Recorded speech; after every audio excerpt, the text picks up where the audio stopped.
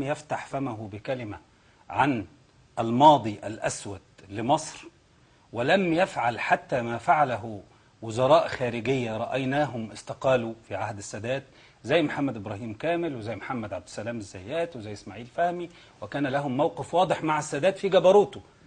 فما بالك بمبارك في عهد الديمقراطية الهامش والديمقراطية الشكلية التي كانت تحتمل أن يقول عمرو موسى رأيه صراحة ولا يستنى حتى يرى المعبد وهو يتشقق وتنهار أعمدته فيسارع للحاق بركب الثورة. دي نقطة مهمة جدا لكي لا يخدع الناس عندما يروا عمرو موسى يتحدث باسم الثورة ويقول أنا الثورة وأنا كثوري وأنا كثوري كنت بقول كذا. لابد أن نعيد الناس بالتفكير. أنا لست ضد حقه في الترشح، ولكن لابد من أن نسمي الأمور بمسمياتها وأن نعيد انعاش الذاكرة الوطنية. دي نقطة. طب ممكن قبل ما نروح على النقطة الثانية، أنا كان بودي بس نقف شوية قدام النموذج، لا نرجع له، بس لازم من حق. طيب أنا هقول بس النقطتين، أقول النقطتين عشان ما يبقاش سجال. أقول النقطة الثانية. النقطة الثانية أظن تخص الأستاذ خالد. أوكي. فطبعا ده من مصر. طبعا أنا بعتقد أن الأستاذ بلال فضل عنده حق. لا يستطيع أحد أن يكون نظام قديم ثم يؤسس نظام جديد. الخلاف بيني وبين، يعني من حيث المبدأ هذا صحيح. الخلاف بيني يمكن وبين الأستاذ بلال أنني لا أرى في التاريخ ما يثبت أن عمرو موسى كان جزءا من النظام القديم، لأن النظام القديم له خصائص وله سياسات واضحة يعني هاجمتها الناس وأسقطت بسببها هذا النظام. منها مثلا الفساد المالي اللي كان موجود. ما سمعناش أبدا أن عمرو موسى أخذ أرض هنا، ولا استغل منصبه كوزير خارجية هرب فلوس بره، ولا كل ما نسمع عنه الآن وما ذهب بسببه رجال مبارك إلى السجن لم يكن عمرو موسى جزءا منه. في أيضا الفساد السياسي اللي كان الحزب الوطني هو اللي بيقوده، وده أيضا لم يكن عمرو موسى جزء منه. لم يكن عضوا في لجنة السياسات، بل عمره ما كان عضو في الحزب الوطني نفسه من بدايته. في بعد كده سياسة التوريث كلنا عارفين ما كانش عمرو موسى جزء من هذا المخطط. ثم الموضوع الأكبر وهو علاقتنا بإسرائيل اللي خلت إسرائيل تسمي الرئيس مبارك كنز استراتيجي لإسرائيل.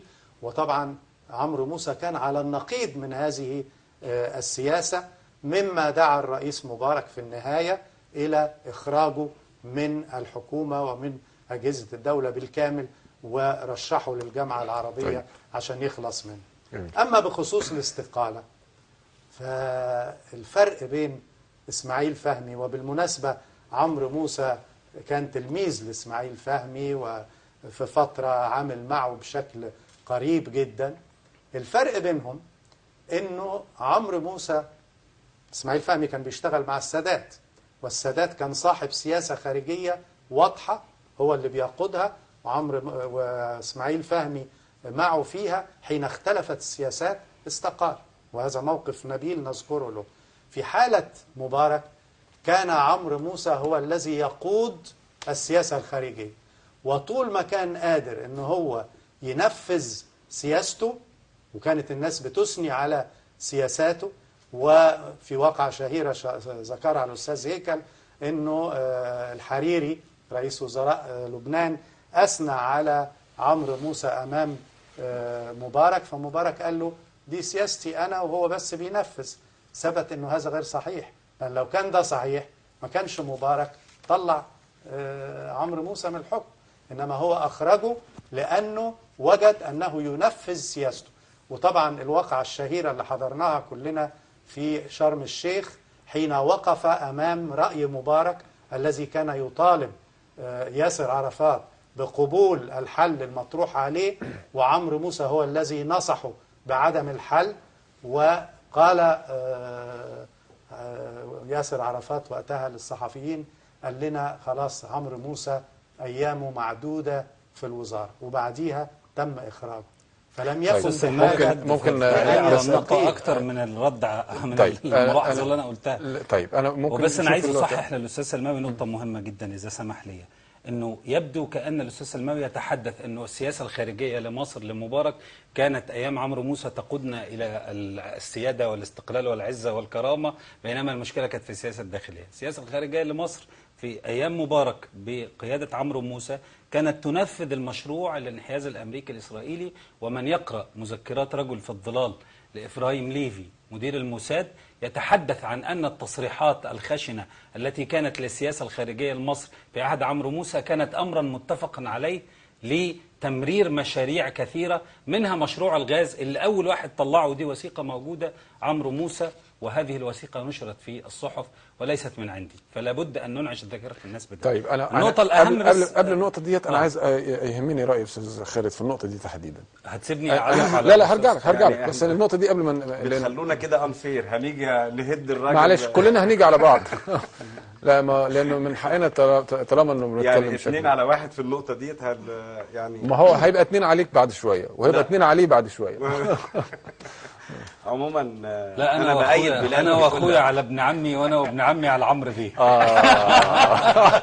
لا الحقيقة أنا وأخويا على الدولة الدينية. أيوة شوف برضه مشتركات في كل تشابكات. طيب جميل والله أنا جدا. سعيد إن عمرو موسى يشترك مع حمدين صباحي، دي حاجة لمصلحة أبو الفتوح. طيب. يعني اي التقاطات لتمرير اي رسائل والله العظيم ما هتنفع مع الناس. طيب خلاص انا لو مكانك ادخل في الموضوع على طول. انا بص بلال، بس عشان بس نكمل الحلقه اللي اتفضل. الانتقادات بتاعتك ديت يعني لا، الشعب المصري شعب ذكي جدا، طبعا. فبلاش الحاجات دي. الشعب هو المعلم. بالظبط، الشعب هو المعلم. طيب. اللي قالها عبد الناصر. اتفضل. المهم طبعا انا بتفق مع بلال في كل ما ذهب اليه، في كل ما ذهب اليه في بخصوص السيد عمرو موسى. انا بتفق معاه تماما. وبعيد عن كل الكلام ده، احنا الثوره دي كان طلعتها شباب في العشرينات من عمرهم، لهم مصلحه حقيقيه في المستقبل. اكيد مصلحه الشاب اللي عنده 20 سنه هتبقى اكتر من مصلحتي انا، اكتر من مصلحه واحد عنده 60 سنه، اكتر من مصلحه واحد عنده 80 سنه. يعني طبيعي ان المستقبل بتاعهم، فهم لهم مصلحه فيه، فهم دول القادرين على الدفاع من اجل هذا المستقبل. لما كان تكون طليعه الثوره ديت شبابيه، انا بتصور ان لابد ان احنا نتكلم على ناس تنتمي لهذا الجيل، تنتمي لاحلام هذا الجيل، ولا تنتمي لاجيال حتى على المستوى العمري. يعني السيد عمرو موسى على دماغي من فوق، بس 76 سنه، المساله يعني ماذا لديه بعد كي يقدمه؟ يعني انا بكمل على كلام بلال عشان حتى لا اكرر كلامه. ماذا لديه عشان يكمله لمصر؟ يعني 76 سنه هيبقى عايز يختم حياته بشكل لطيف كده، يعني ما عندوش طاقه ان هو ينهض بالبلاد النهضه اللي هي في مستوى قفزات الشباب. الشباب دي عايزين مصر في 4 سنين تبقى دوله كبيره. هو في النهايه هيبقى محكوم برؤيته اللي هو عاشها طول عمره، محكوم بفلسفته في الحياه اللي هي يعني في اقل ما يقال عنها هي ثقافه محافظه. طيب. ما هياش ثقافه ثوريه تؤمن بالتغيير الجذري. جميل. انا استاذن حضرتك قبل برضو ما نروح على النقطه الثانيه اللي عند الاستاذ بلال، نمر من خلال الاستاذ السلماوي علشان يعلق سريعا بس باختصار بعد اذن حضرتك. على ما تفضل الاستاذ. انا عايز اذكر بالشاعر الالماني الكبير جونتر جراس الحائز على جائزه نوبل، واللي كتب قصيده عظيمه طبعا أكيد الأصدقاء قروها، وكان له موقف مشرف مؤخرا. له موقف مشرف وطالب بأنه إسرائيل يجب أن تخضع منشآتها النووية للبتاع. في حديث أجري معه في الصحافة الألمانية قال إن العالم فضل لفترة طويلة جدا لا يعرف أن إسرائيل لديها أسلحة نووية، والبعض يعرفون ولا يتحدثون. وبيقول لفت نظري الحملة اللي قادها وزير خارجية مصر عمرو موسى منذ 20 عاما مطالبا بأنه إسرائيل يجب أن تبحث ترسانتها النووية جنبا إلى جنب مع الدول العربية، وإنها توقع زي الدول العربية. الحملة الشهيرة اللي قادها عمرو موسى في ذلك الوقت، وظل هو متذكر هذا وظل يتابع هذا الموضوع اللي أصبح بفضل الحملة بتاعت السياسة الخارجية المصرية على جدول أعمال مباحثات اتفاقية الحد من الأسلحة النووية منذ ذلك الحين، ويعني واحد زي جونتر جراس بيشهد هذه الشهادة. فأنا بشير لها. أما بخصوص موضوع الغاز، ودي نقطة مهمة جدا، يجب أن نرجع للخطاب نفسه. خطاب موجود ومنشور. الخطاب بيقول إيه؟ خطاب من وزير الخارجية بيقول هناك اتجاه لتوصيل الغاز لإسرائيل، وأنا أرى أنه يجب أن يصل الغاز أولا إلى غزة. دي أول نقطة بيقولها.